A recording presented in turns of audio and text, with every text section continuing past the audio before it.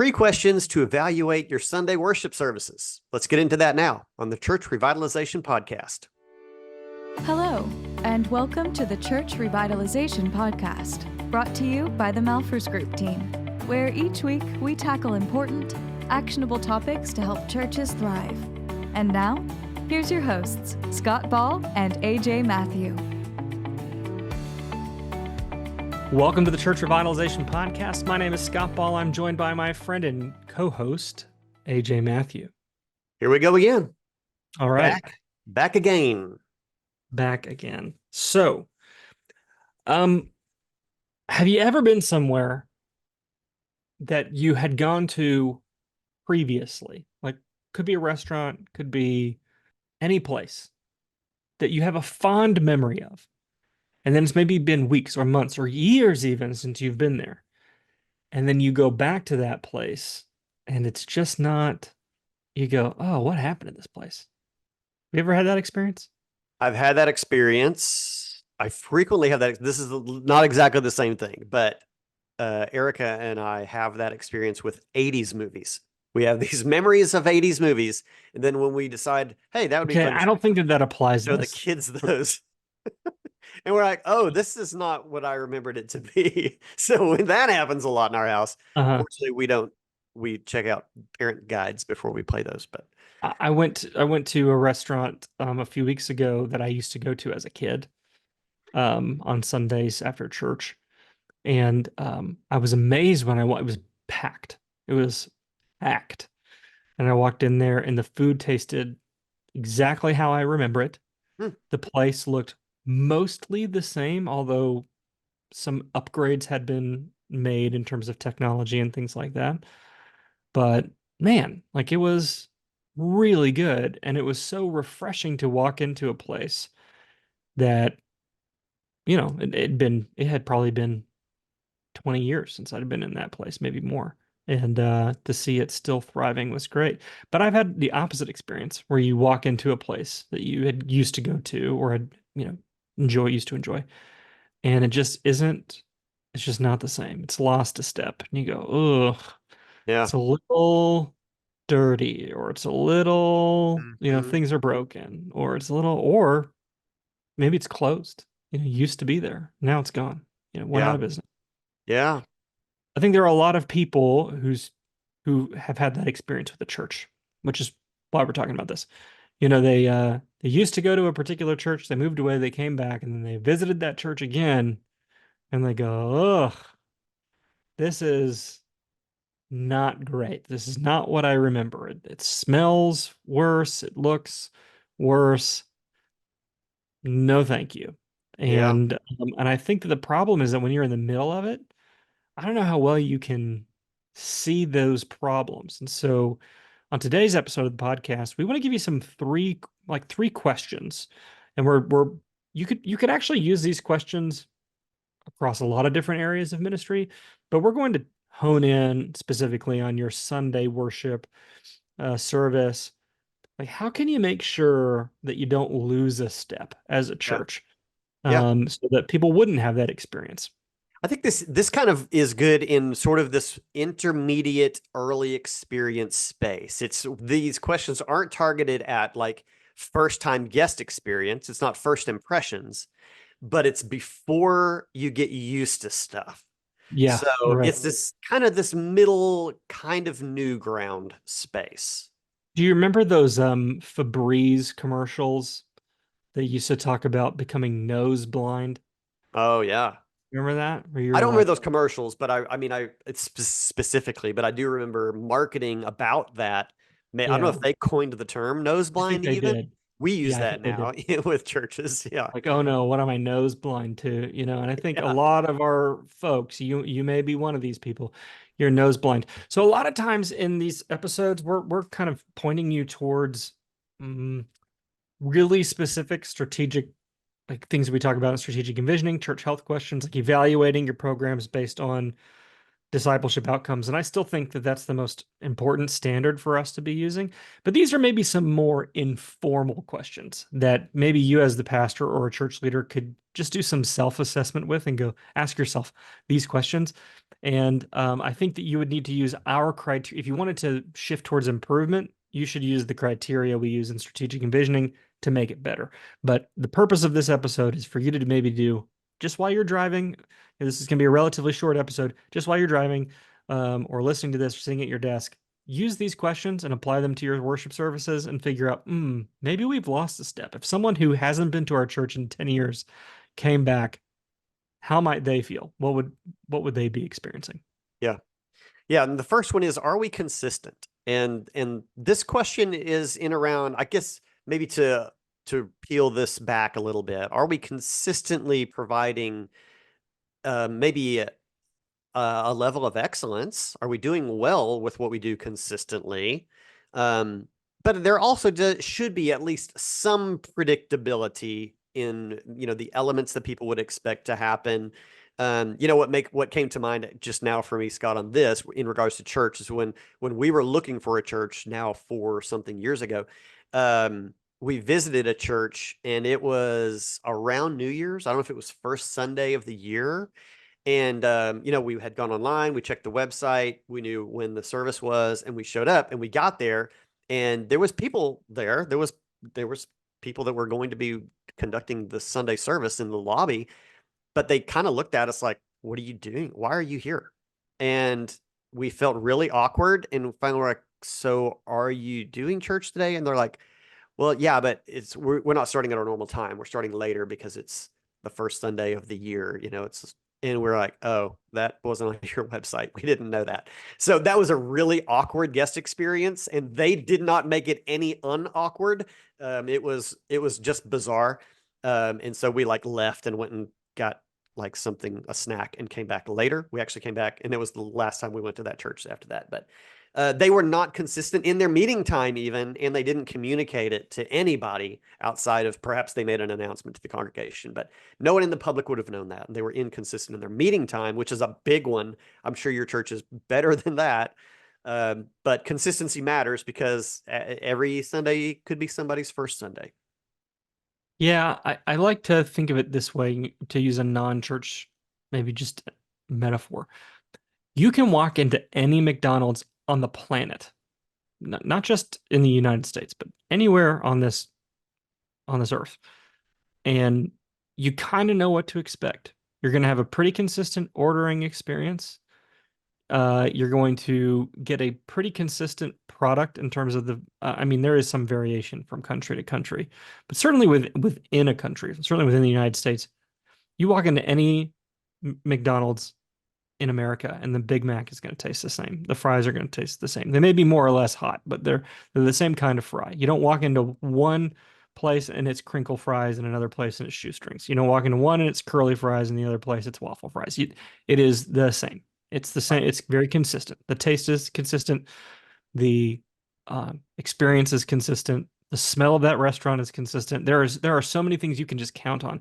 And so, not to compare your worship service to a fast food restaurant, but when people come to your church, and particularly the people who come regularly, do they even know what to expect?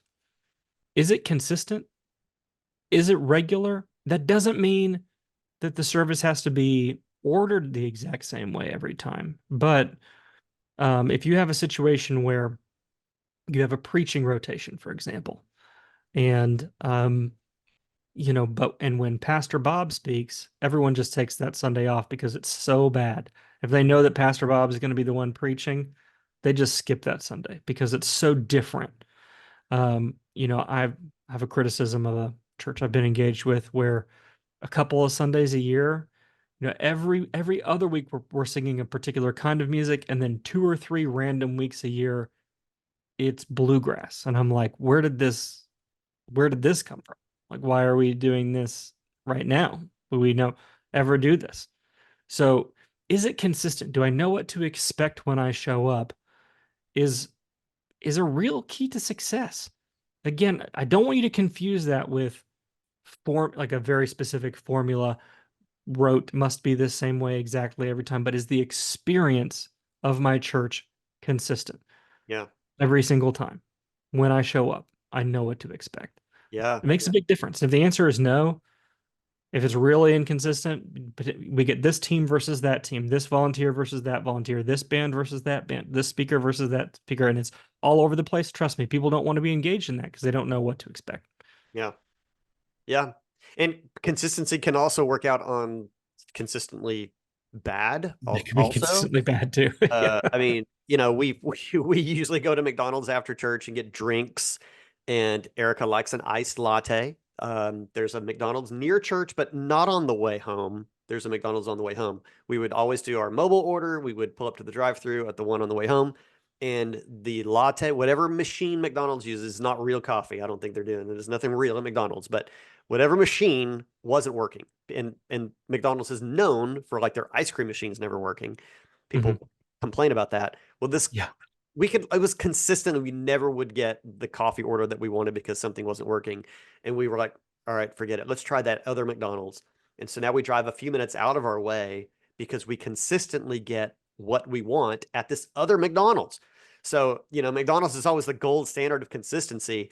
And they are in this case, that one is consistently bad and the other one is consistently okay. Yeah, fair enough. Just because you're consistent doesn't mean you're good. That's good. That's a fair point. Yeah. So are we consistent? And in particular, are we consistently good? That's the first question. Yeah. All right. Moving on. Number 2, are we continuously improving? So here you go. McDonald's on Wilshire Boulevard in Burleson. If you're listening, Man, you're calling them to the carpet. You need to improve your coffee work because you need to improve. But you know what? You're like naming names. You're like, I'm done. I'm over it.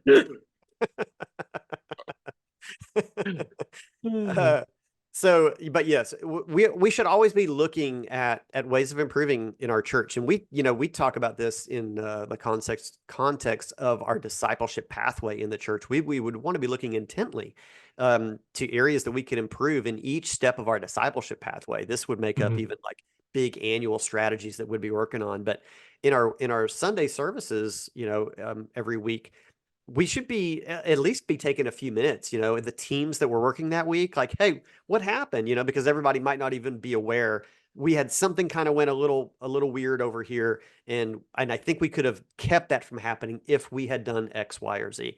So a download, a debrief week to week would be good. Let's talk about what maybe didn't go well. But also think about it in the context of innovation, a change that could be made that we could do consistently, that might be a better way of doing something, or just maybe, I don't know, I don't want to say necessarily a new way, but perhaps it is.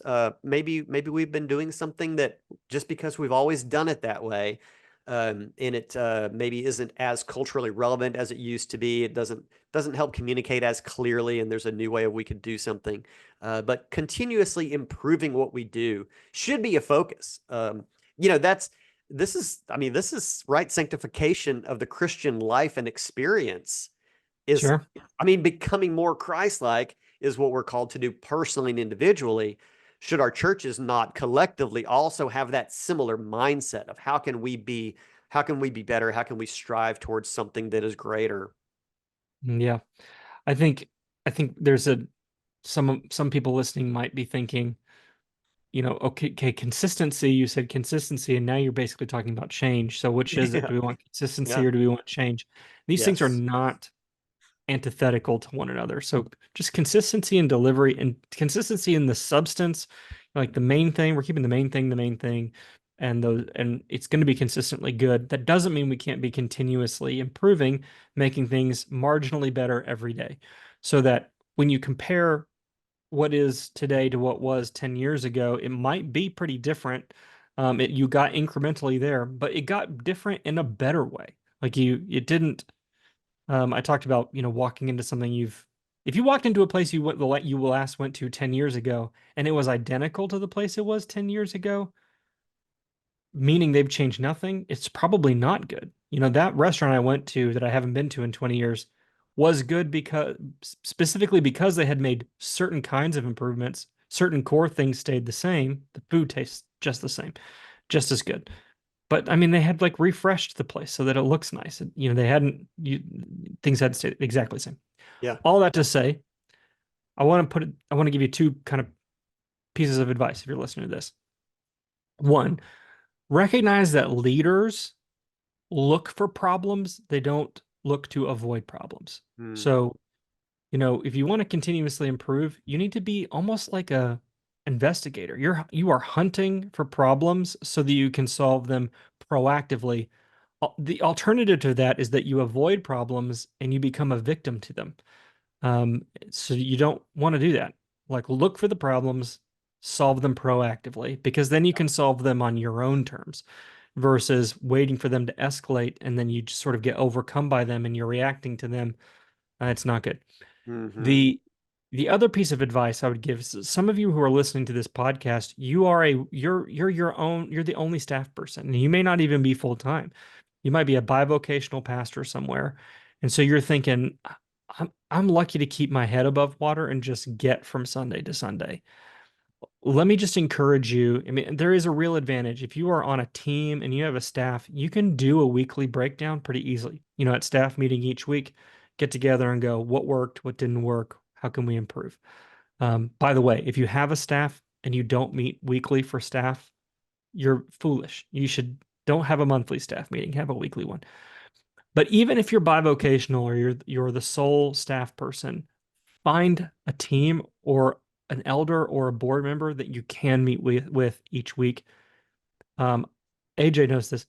I'm a vocal, you know this from listening to the podcast, if you're a listener to the podcast. I'm a vocal processor. I have to say things out loud in order for me to figure it out. Sometimes AJ and I just have the Zoom meeting on. I don't even know what he's probably working on something else. And I'm just talking because I have to talk it out for me to get to the right conclusion. I have to say it out loud to get there.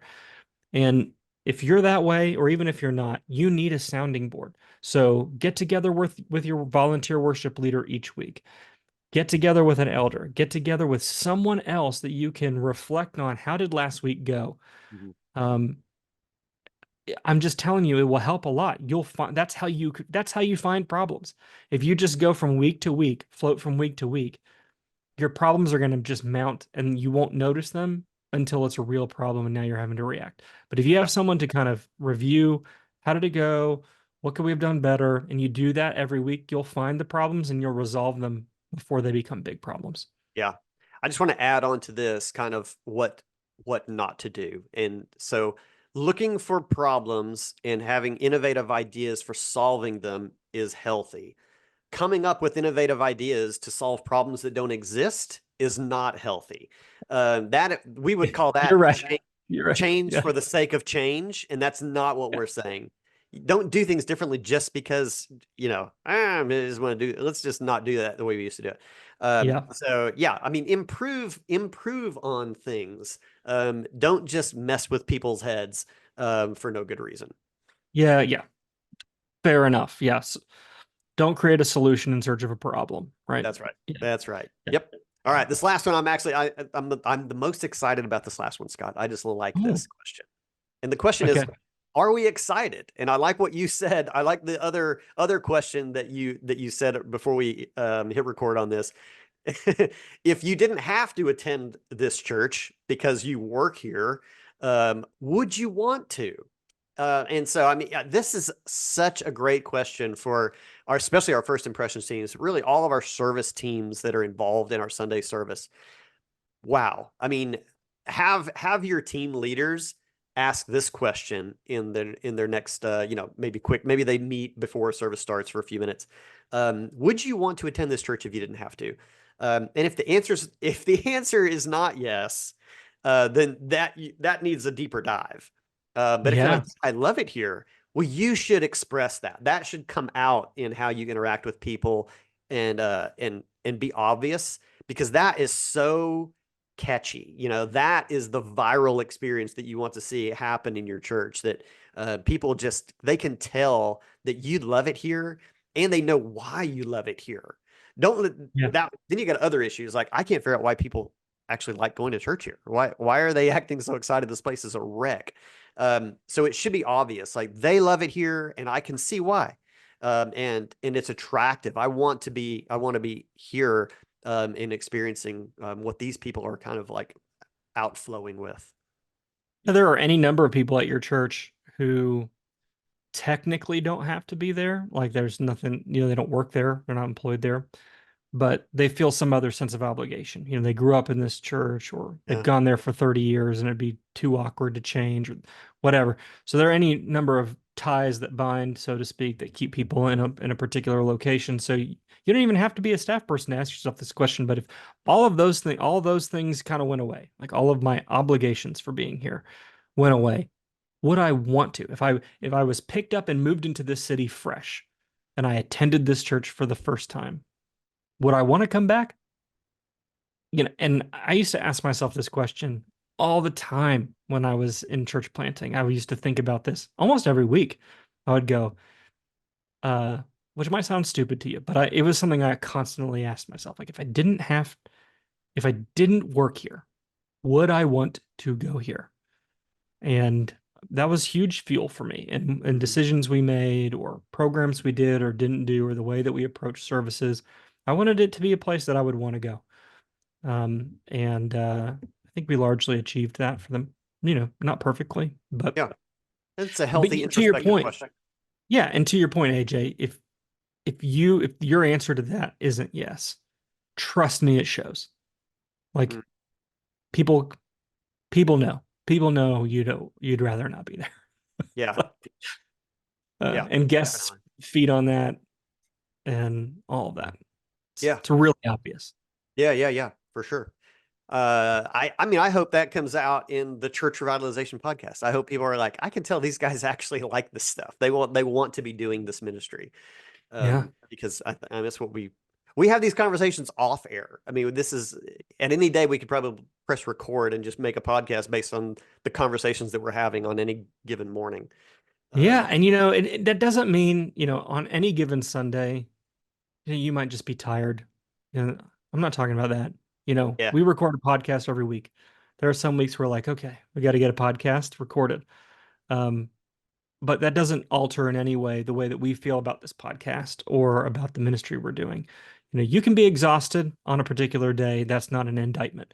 But if overall you're like, I would never want to come here if I didn't have to. That's a different kind of thing. Yeah. I was up at 4 a.m. this morning stopping a water leak, and I'm still here recording a podcast episode because I love you guys and I want your church to thrive. I have a mountain of tasks that I'm overwhelmed by right now. Like totally overwhelmed. But we are here and we are recording this podcast, and I'm excited to be here with you. Yes. Listen. And it's number 254 of the Church Revitalization podcast. So you guessed it. You can go to malfersgroup.com/254 for this week's show notes and links to the YouTube stuff and all that. There's various ways you can watch the Church Revitalization podcast. We hope you'll do that. Take advantage of those. And drop us a comment on YouTube also. Tell us about anything that you thought about this. Tell us whether you are excited about being at your church or not. And maybe we can help you with that too. While you're over on the Malford Group website, click on that donate button in the top right corner because we need your support for the work that we do around the world. And that's about to kick off again. We've had a little bit of a summer pause, but we've got the Philippines coming up. We've got Italy coming up, Germany, Spain. Moving on later in the year, we're going to be in South America, and we need your help to make all these trips happen because it costs a lot of money to move around the world and bring training. So please consider making a contribution to the Malfirst Group to help support this work. We need you to do that. That's how this works. There's not income coming in for that. We need you. So please consider doing that and maybe making us a permanent, not permanent like forever, but for a season. Or also forever. Or also forever. You put it in the church constitution. We always have to support the Malfirst Group with a significant gift. That we're not opposed to that. But yeah, being a ministry partner with your church, a mission partner, we would love to do that and have that conversation. So reach out to do that. Hey, thanks for being with us, everybody. We'll see you again next week on the Church Revitalization Podcast.